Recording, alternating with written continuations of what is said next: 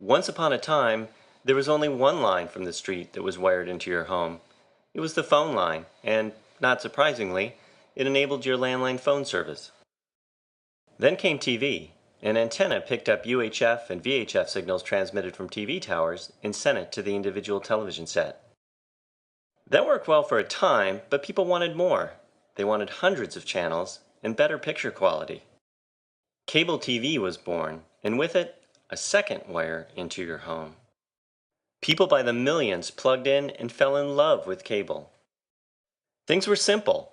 The phone line enabled your phone service, and the cable TV line enabled your television service. But things didn't stay simple for long. With the emergence of the World Wide Web, the telephone companies and cable companies rushed in to provide data services to power internet usage. The cable versus DSL wars began, with telcos and cable operators battling it out to retain control of the critically important customer relationship. So it wasn't too surprising when the cable operators added phone service and began offering the so-called triple play of cable TV, high-speed internet, and digital voice services. Not to be outdone, the telephone carriers countered by adding TV to create a triple play of their own. The consumer embrace of online video would soon send the cable companies and the telcos hurtling at each other on a collision course. Fast forward to the present, consumers can now watch high-quality programming over the internet using free or low-priced over-the-top services from the likes of Hulu, Netflix, and Apple iTunes. This has led a lot of cable customers to cut the cable cord, more than 710,000 in the second quarter of 2010 alone. The cable companies, fearing more subscriber defections, have responded with a new concept. They'll still pipe hundreds of channels of cable programming to your TV set, but they'll also transmit it over the internet to all the other popular devices with which people watch video: laptops, tablets, and smartphones. The cable industry has dubbed this new service offering TV Everywhere. You may know it by one of its brand names like Xfinity by Comcast.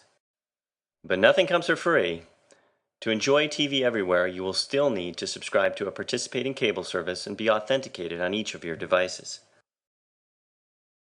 While cable companies work to move their content onto web devices, telephone companies are going in the other direction, putting web content onto TV.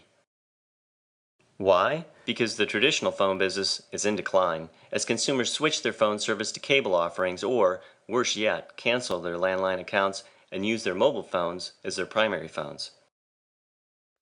The telephone companies obviously need to replace that lost landline phone revenue and prevent customers from canceling other services or cutting the telephone cord completely. With online video viewership swelling, telcos have placed their bet on Internet Protocol TV, IPTV for short, as a means to shore up their product offering and grow their customer base, or at the very least, retain their current customers. At its most basic, IPTV works by streaming television content over a private network to a set-top box that's connected to your TV. One of the biggest challenges for IPTV services is to match the picture quality of cable TV. It's far easier to deliver acceptable video resolution on the small screen of a smartphone than to reproduce HD-like resolution on a big screen TV. To match cable-like quality, IPTV providers rely on content delivery networks, or CDNs, that store content across a network of geographically distributed servers rather than one central location. So, for instance, when a request is made from Manchester, England to view a video that originates in Los Angeles, it can take a long time to cover that distance. Better instead to cache the video somewhere close, like London, and serve it from there. By distributing content in this way, close to the end customer, CDNs help reduce bottlenecks that result in startup delays, stallouts, or video that streams at a lower quality resolution, the types of performance attributes that collectively contribute to quality of service, or QoS. Consumers win because their content is delivered more quickly and with better quality. IPTV providers win because they increase customer satisfaction. As a footnote, because telephone companies own the last mile, that final leg of delivering the video content to a customer, they're closest to the consumer and can offer better quality and more bandwidth savings than third-party CDNs. To assure the highest quality viewing experience, then, IPTV providers must monitor their content delivery networks to isolate and quickly fix problems and make sure that they have enough capacity to handle peak demand. That's where SkyTide comes in. Our reporting and analytics solution helps IPTV operators, CDNs, ISPs, and content providers to measure every aspect of their operations: quality of service, capacity planning, billing, content management, and more.